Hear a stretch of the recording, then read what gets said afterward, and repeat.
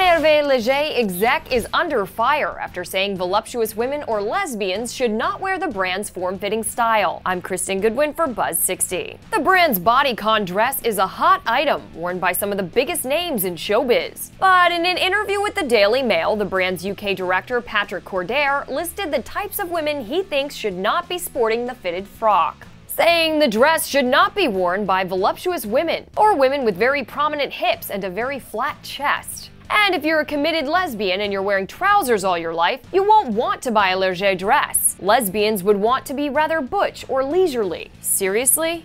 Women are peeved. Some tweeting they'd love to send their purchased dresses from the brand back. Another writes, if the bandage dress is your thing, then rock it. But find one from a designer who isn't shaming lesbians and voluptuous women. A company that designs dresses for women should probably rethink how it talks about its customers, or at least who it gets to do its interviews.